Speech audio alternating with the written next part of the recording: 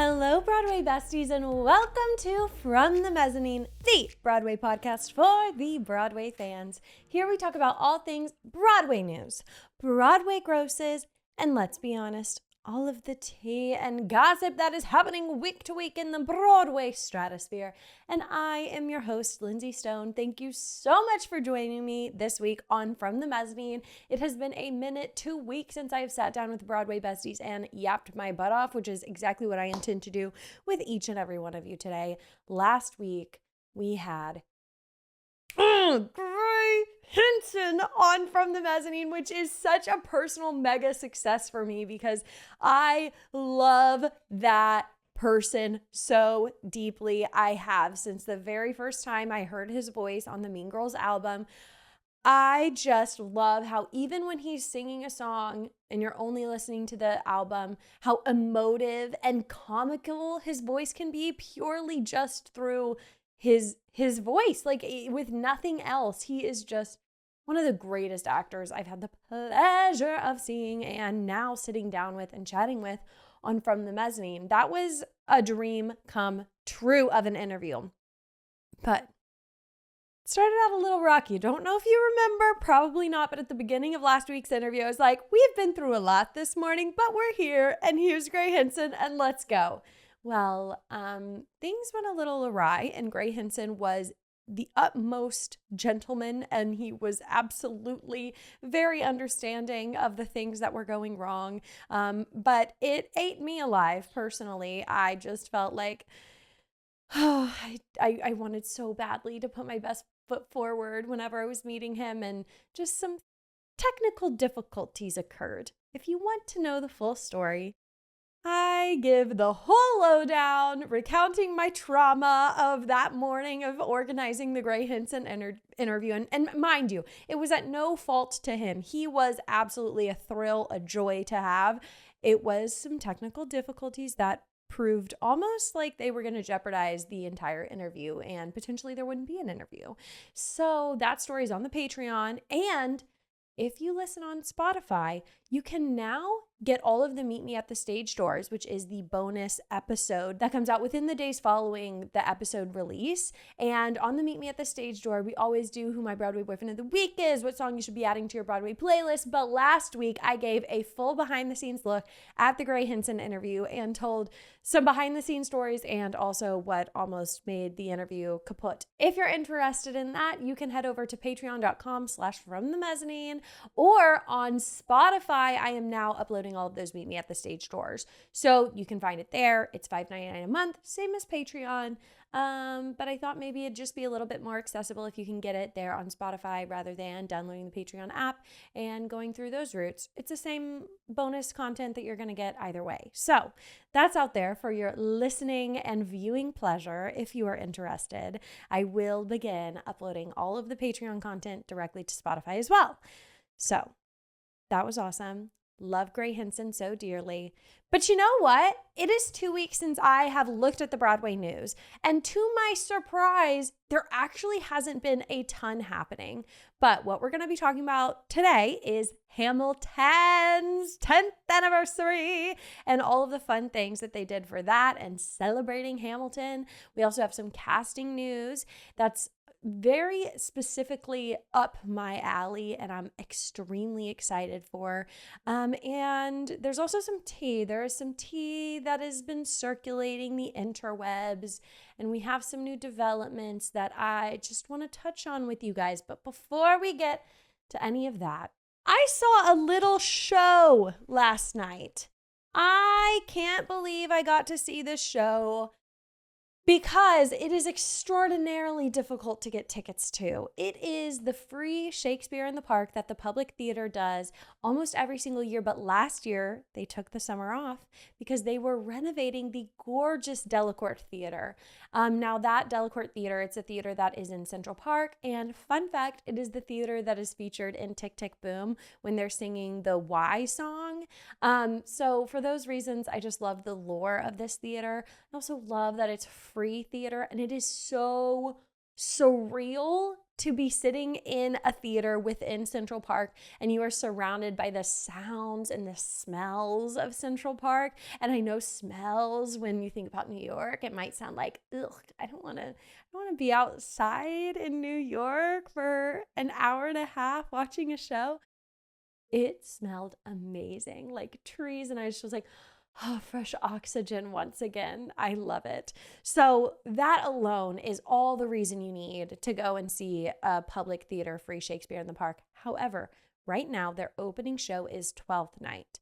And yes, it's a Shakespeare show. It has the most insane cast.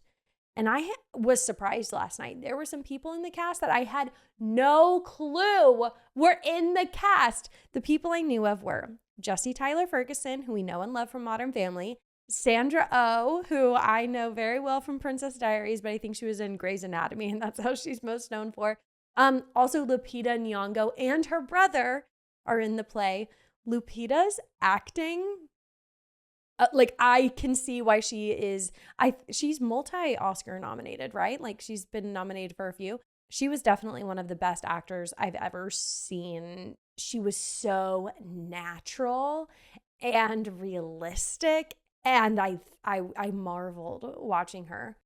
Peter Dinklage is in it, and he was phenomenal. He was hilarious. I was really just shocked to see him with my own eyes because he's such a figure. And I could not believe to hear his voice. It's just him. It's so unique.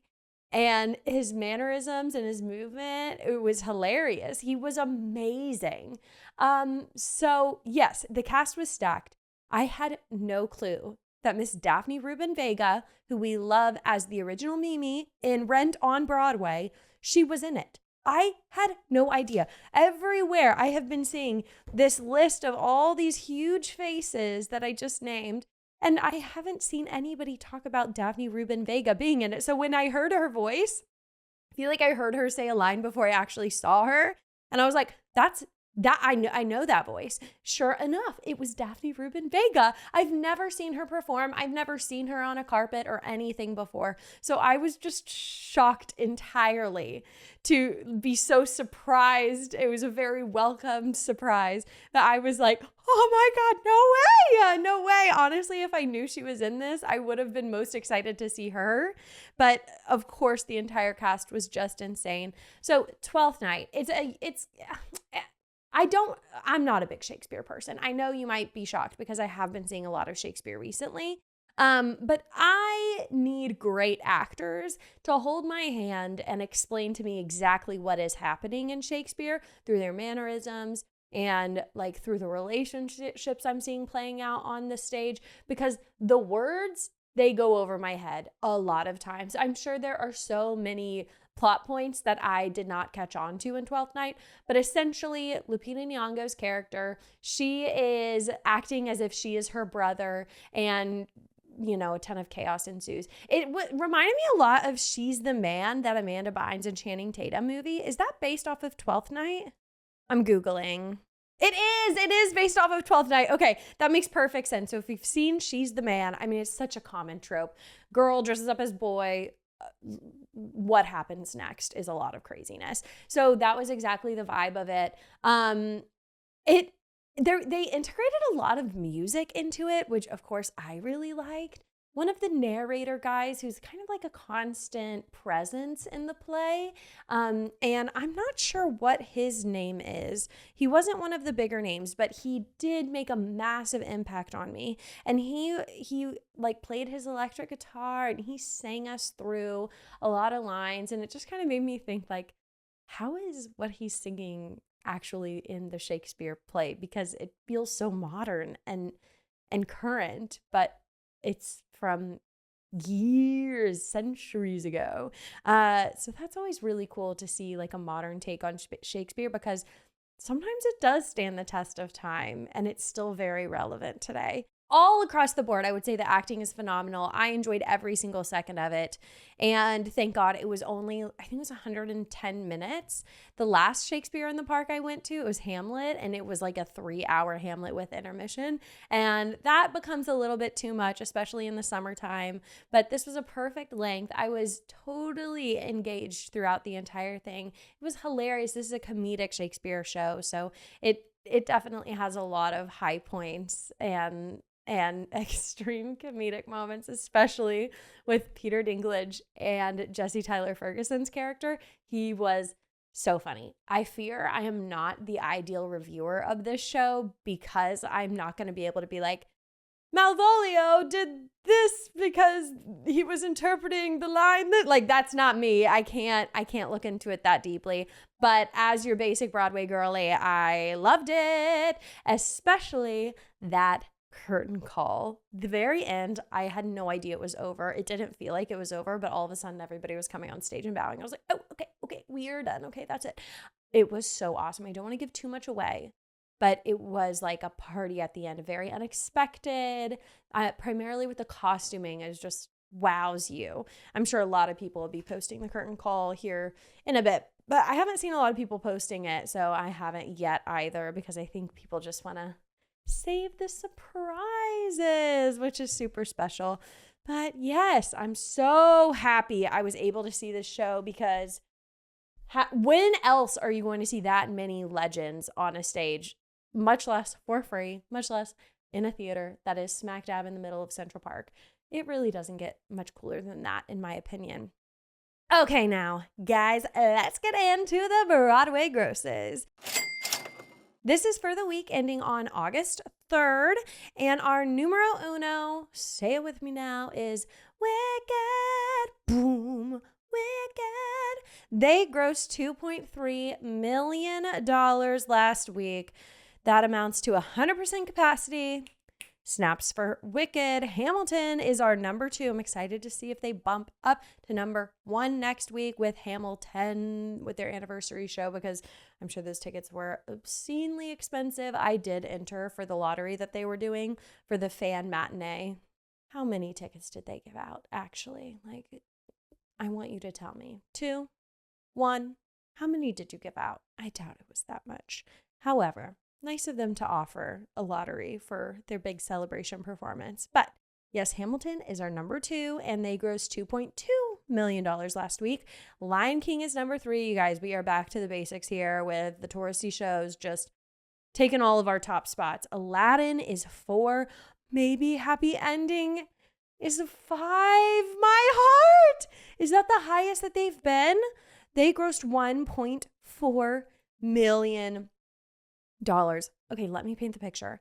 Aladdin is our 4, and Maybe Happy Ending is 5. Aladdin and Maybe Happy Ending basically grossed the exact same amount. Maybe Happy Ending had 102% capacity of their seats filled. Aladdin had 95. But here's where things get interesting. Maybe Happy Ending's theater, it holds about, for the entire week, they welcomed about 8,000 patrons into the theater. Whereas Aladdin had 13,000 patrons. So what that tells you is Maybe Happy Ending is making an extreme profit on way less amount of people, which means Maybe Happy Ending's ticket price is pretty much double what Aladdin's is. It's just so mind-boggling to me that this beautiful little show is making that much money, like as much money as a mega Disney production. That is so insane. I don't think any of us would have ever expected Maybe Happy Ending to do this well. And I am desperate. I am so eager to see what the switch up will be when Andrew Barth Feldman takes the role. There has been a lot more discourse coming out. Things are a little quieter now because I feel like everybody has said what they've wanted to say, and now we're waiting to see if anything further is going to be done about the casting and the extreme outcry of frustration, especially from a lot of POC actors. And it's such an interesting scenario because the creators of Maybe Happy Ending released their statement when we were all waiting for Maybe Happy Ending to say something. They released their statement and they said, we never intended for Oliver to always be played by a person of Asian descent. And I think that just begs the question, why are all of the understudies of Asian descent then? You've clearly painted the picture of this show to be celebrating those people. And you've said it in Korea to, obviously, I don't know, all the signs are there that it should be played by somebody of Asian descent. And I just think it's really interesting that the the creators came out and said, we never intended it for it to always be played by somebody of Asian descent. But that's what you've always done. It's so weird to me. I still feel like I did whenever I released the episode 2 weeks ago that it's for 9 weeks. It is a blip on the radar. And trust me when I say Maybe Happy Ending will not make this mistake again. From here on out, they are most certainly going to be casting somebody of Asian descent. There's just in no world would they want all of this to happen again. But where it does become really interesting is just how is Andrew Barth Feldman feeling about his first return to Broadway since Dear Evan Hansen? It's been so long, and it was met with such frustration and such negativity. So, I think for Andrew Barth Feldman's image, right? I think he should step down. I think that would be the most noble thing to do. Not that I want him to, or I think that he should, but I think that would make the most sense to save his likability in the Broadway sphere, because he is so well liked that it's this was a wrong move, and I can't believe nobody saw it. That's what's really crazy, is that nobody anticipated. No, surely they did. Surely they were this is going to be met with some negativity. They had to have known, because it was just such a wild swing. But yeah, it's definitely going to impact their grosses, and I can't wait to see how it does. And it's coming soon, that switchover, so we'll get to see. It's going to be a little uncomfy. They're probably going to change all their branding to Andrew Barth Feldman. It's going to really change the atmosphere of the show in a way. So we'll see. Things like this, Broadway shows make mistakes all the time, especially with casting, as we know. So I think this was just a learning opportunity for Maybe Happy Ending. So, okay, back to our grosses. Our number 6 is Death Becomes Her. That just, I love this so much. With Maybe Happy Ending 5, Death Becomes Her 6, we have our successes of the season, and I'm looking right at them, and it makes me so happy. Following them is another humongous success. It's Just in Time. They are number 7, grossing $1.3 million last week. MJ the Musical. It used to be one of our top touristy attraction musicals that we had on Broadway, but now they're bumped down to number 8. They grossed $1.2 million, which is excellent, but y'all remember there was definitely a time when that was consistently in the top 5. Outsiders is number 9, also grossing 1.2 million, and they have a capacity of 102%. Okay, oh my gosh, we have to talk, guys. Oh my gosh, we have to talk about Brent Comer forgetting the lyrics to Grease Got a Hold. It is circulating TikTok right now. It is so funny. Mackenzie Kurtz just did a reenactment of him missing the words on TikTok, and they're all dressed in their Heathers outfits, and it's just the worlds are colliding, and this is so crazy. Okay, so what happened was, it's his moment where he's being a greaser is playing your hand even though when you know you can't win. It's beating the odds. Wait, see, I can't even remember them. Brent's line okay, so as we know, it goes from Dallas's, G is for getting no, that's Soda's. Hold on. See, it is a super confusing song. G is for, but you're tough on the chin. R is for your reputation, because if you lose it, then you'll never win. E is to even the score when the soldiers come at you with all that they got. A, you're an animal. S, you got stamina. E is embracing your lot. And then Soda Pop says, Being a greaser's no, that's Daryl's. Okay.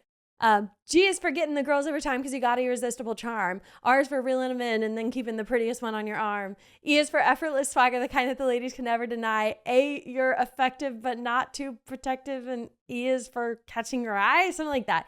Okay, so then after those two different renditions of this like chorus, I guess you could say, Daryl comes in. G is for, oh my gosh, guys, it is so hard to remember. G is for, no, he says, he doesn't say G is for. That's why I'm confused. And that's probably why he got confused. Being a greaser is playing your hand even when there's no way you can win. It's something about choosing the winner before you begin. It's about overcoming and beating the odds. It's fighting for all that you got. You better be sure that the haves will make sure you have not. I know I'm missing lines in there, but it is a really difficult song. So I do not shame Brent Comer who plays Daryl. I do not shame him for missing those lyrics because how he does it, like 99.999% of the time correctly, is amazing. But what he did, and this was out of performance, he starts singing Soda Pop's line. He's like, G is for getting, and then he realizes da da da da da da da da da. And he does the entire part of his song and he never gets back on course. And then he just starts laughing. And then there's like a little bit of like awkward back and forth. And then he's like, I'll see you at home. Here's the bat. Oh my God. What kills me is the fact that Daryl is supposed to be like so serious. And immediately after Grease got a hold, he's got to go back to being like, hard to believe in less than a year. And he's like, all mad. But like, how is the audience going to come back to you and be like, yeah, bro, you're going through a lot. We feel you, when he just like completely fumbled his entire solo. And then he like walks off and he's like laughing.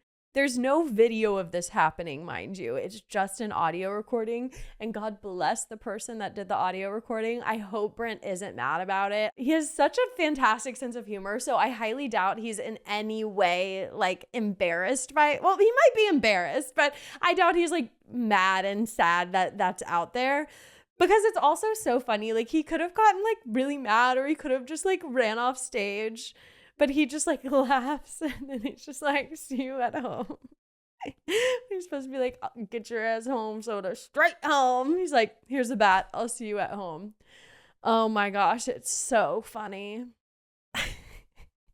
The bad thing is, like, I know that now he probably has a fear that it might happen again, which is so scary. But that song is hard. And he just started singing Soda's part instead of his. Being a greaser is, I don't know how he does it. I can't even remember it. And I listen to that song all the time. Anyways, it was a gift that he gave all of the Outsider fans. And poor guy. Poor guy. Okay, to round out our top 10, Harry Potter and the Cursed Child is number 10. That's low. That's really low for them. They had an 86% capacity. Tom Felton will be joining the cast in November 11th. And so I definitely know that it is going to be bumped up probably to the top 5 during that time because Harry Potter fans are going to go crazy. I really want to see it with him. Why wouldn't I? I haven't seen it yet at all. So this seems like the most opportune time. I am surprised O'Mary is a little bit lower. They're at number 11. I'm really excited. Hopefully next week, whenever we can see how Jinx impacted their grosses, I think it's going to raise quite a bit because she has a ton of fans as well. But yeah, let's look at what's at the bottom. I'm scared. Okay, at the very bottom, we have Call Me Izzy. That's the one-woman show, and it has 55% capacity. Not good, not good. Oh my gosh. Right above Call Me Izzy is Cabaret at the Kit Kat Club. They grossed just over $500,000. I'm shocked. I had no idea they would be this low. They grossed just over $500,000, and their capacity was 84%. This is with their closing cast, Billy Porter. They joined at this point because they joined on July 22nd. So Billy is not bringing anybody in. Is it because of his media issues that he had that we spoke about, I think, 2 weeks ago? He seriously does not seem to be doing well in the press. He said some very offensive things. And now I definitely don't want to see him. I was a little lukewarm because this is supposedly our last chance to see it. Although with these numbers, don't you think they would rather end it with a bang and bring in some heavy hitters at the very end of their run rather than like lose money in their last few weeks? This is really bad. I'm not surprised considering that Billy Porter is not in a good light right now. But I am surprised that it's that low on the list. Operation Mincemeat is also not grossing very much. Six the Musical, once again, we're always keeping our eye on that. It is grossing a really low amount, and they only had 82% capacity. But a lot of them are just kind of like floating in the middle. Moulin Rouge, and Juliet, Great Gatsby, Gypsy, Hell's Kitchen. They're all grossing under $1 million. Gypsy grossed really poorly last week at 67% capacity. That's atrocious. That's definitely not enough to sustain them on Broadway, which of course is why they're closing in not too long. So interesting. It's been a long time since we've looked at these grosses, and I think the biggest shock today is that Cabaret is at the very bottom. The very bottom. It is currently the lowest grossing musical on Broadway. It is under Chicago. So that should tell you everything that you need to know. That's just so crazy. They should really recast it, but we're going to talk a little bit about their potential recasting in our Broadway news. So let's get to it. While we're talking about Cabaret, let's go ahead and dive into what Eva Noblezada is teasing on her Instagram. She made a post on August 10th that said she was on the phone. Okay, it was like a video. I'll reenact it. She was like, yeah, I'm not ready to go yet. I'm ready for round 2. And I have a great idea for who the MC should be. And she tagged, or I guess collaborated, with Cabaret London. So what does that tell us? Here's what I predict. She's definitely going to be going over to Cabaret London, or West End, of course. And some people are saying it's going to be Reeve Carney as the MC, which seems like the most obvious choice to me. Except, other than Hadestown, what else has Reeve been doing? Like, this would be a really big step back into theater. I feel like he's just been really taking like a backseat and seeing Eva shine. So for him to step back in and be the MC, it feels like a big jump to me. So what I potentially think is maybe, is there a world in which Eva Noblezada is the MC? Is there a world for that? For some reason, I just don't think it's Reeve Carney. I don't know why. It feels like way too big of a jump for him. And maybe if she's not the MC, maybe it's somebody else from the Hadestown world that could be the MC. Like, I don't think Patrick Page could be the MC. He's a little too, like, I just think his voice would not fit that. But I potentially could see Andre DeShields being the MC. Granted, I have never seen Cabaret, but I know the look and feel and vibe of the MC, and I feel like potentially Andre DeShields could do it.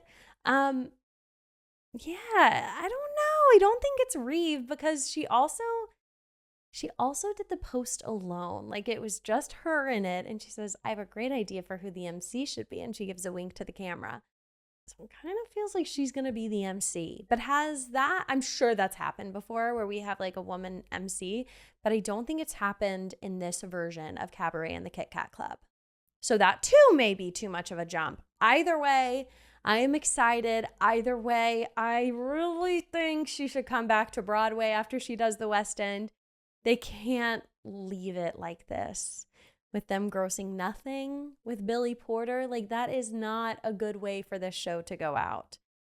They need to do something big, and they definitely need to recast. With how many heavy hitters they've had in the show so far, with Ali'i and Adam Lambert and Orville Peck, why would you want to go out on this note? They don't. They need to recast. They need to not close. They need to say, oops, whoopsie, we messed up. That's what I'm saying. I didn't think Billy Porter had this massive fan base. I think everybody knows who he is. And of course, people love him from Kinky Boots, but just his behavior lately has been really unexpected and really odd. And I just don't think a lot of people are going to want to come and see him in this show, particularly. So they need to redo it. Hit the reset button, go undo, and try again. Okay? That's what I ask for Cabaret. Next news story, guys, we've got to talk about the HamilTEN. 10 years on Broadway, the HamilTEN Celebrazione. It was really awesome. What they did, if you haven't seen the video, you got to go watch it. At the end of their HamilTEN matinee that they did for all of the fans, they did a stunning HamilTEN medley with the casts of past and present. Everyone was on that stage. Philippa Sue, Jazzy Jones, Oak Smash. It was amazing. I did not see Anthony Ramos. I did not see Leslie Odom Jr., but I saw so many happy, friendly faces that I loved to see on that stage once again. Jazzy Jones, watch her. Watch the whole entire video once, just watching everyone, and then watch it again, watching her on the stage. She is so filled with emotion, and it made me really, really happy to see her on that stage again, because I think she was in a play, but I don't know that she's done another musical since HamilTEN. And I just feel like, girl, please come back to Broadway. I know she's had a lot of success on TV, but I need her back on Broadway. And I could just see how much it meant to her. So girl needs to come back bad. And it was beautiful. It felt like a wonderful tribute. I loved seeing everybody back on that stage. And it sent me down a deep dive, because back whenever I did a story from the stage for HamilTEN, I researched and learned that the original Broadway cast of HamilTEN unionized while they were still in HamilTEN. And basically they said, we should make a cut of the profits because of HamilTEN forever, because we were a part of its original form that led to it being the monstrous success that it is. And they each got at least a 1% cut of every dollar HamilTEN makes, whether that's on a tour and on Broadway, potentially also on Disney Plus. I'm not sure about that. But what that 1% equates to, I want you to think. I want you to guess in your head how much you think making 1% off of HamilTEN's profits will make you a week. Because whatever you're thinking, I want you to add a couple more zeros, because it's crazy. Every single original Broadway cast member, there's 22 of them, makes a minimum of $18,000 a week by doing nothing. No work. Because the only original cast member that's still on Broadway in HamilTEN is Thane Jasperson, but everybody else has moved on. So no matter what they do for eternity, as long as HamilTEN is on Broadway or touring, they are making $18,000 a week.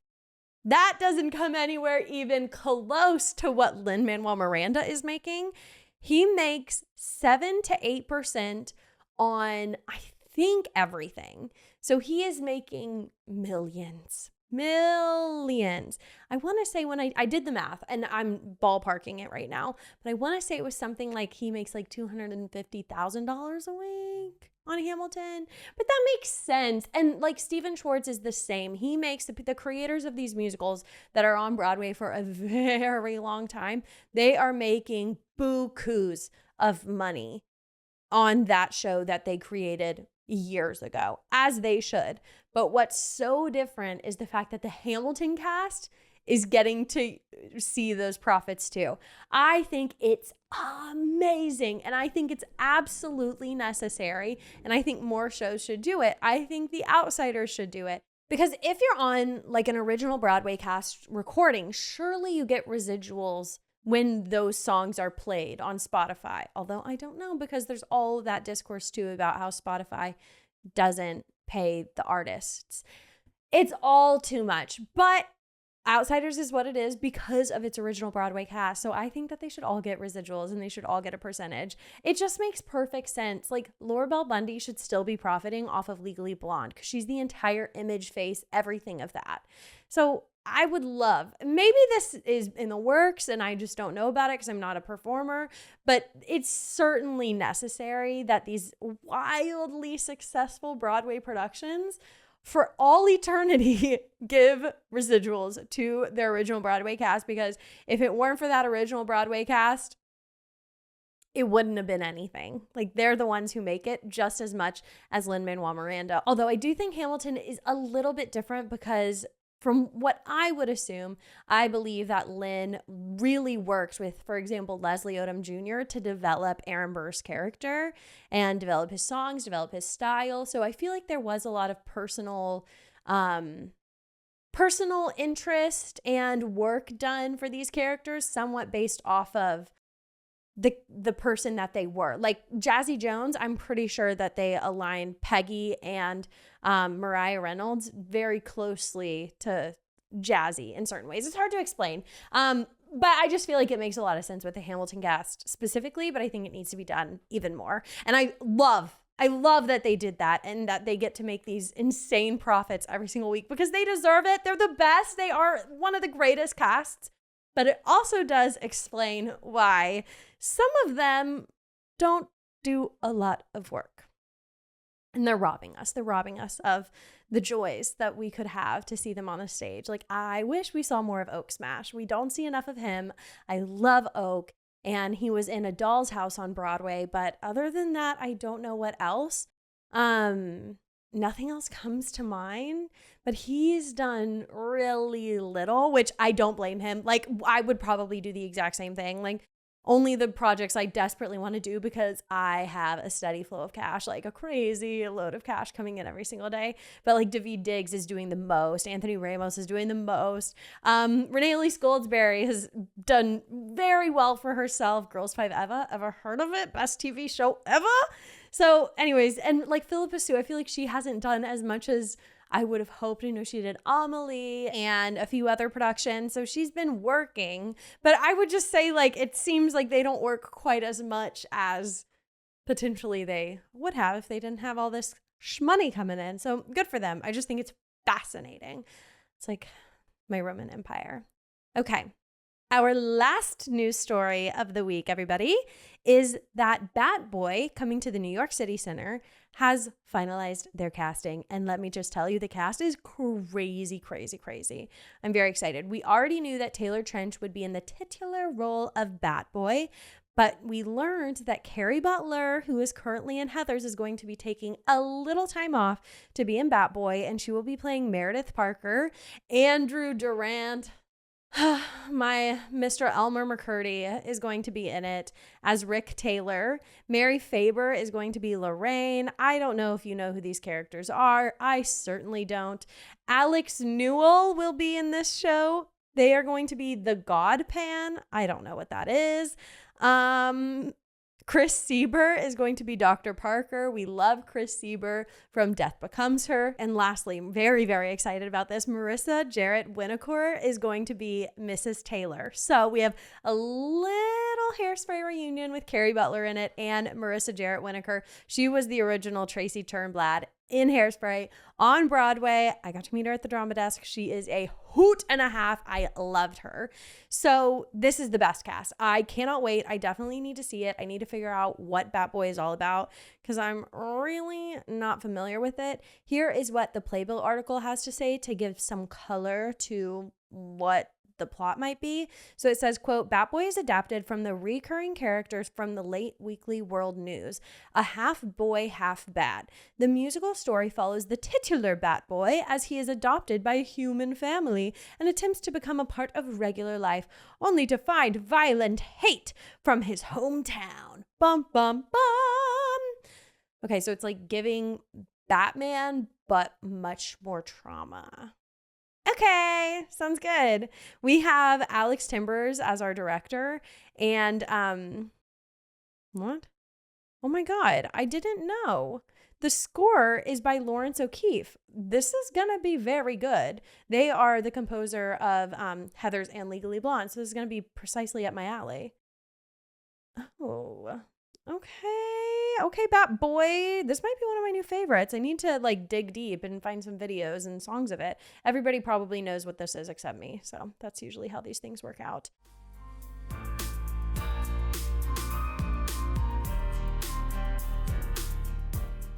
Well, Broadway besties, this has been an excellent episode of From the Mezzanine. I've had such a good time catching up with you. If you want even more from the Mezzanine, we will be doing a Meet Me at the Stage Door immediately following this episode. You can find the Meet Me at the Stage Door episodes on Spotify for $5.99 a month, or over on Patreon at patreon.com/fromthemezzanine, also for $5.99 a month, and you'll become one of my personal Broadway besties. Please follow me on Instagram and TikTok at From the Mezzanine Broadway. You can find all things From the Mezzanine at fromthemezzanine.com. Thanks for listening, Broadway besties, and I'll see you next time. Bye!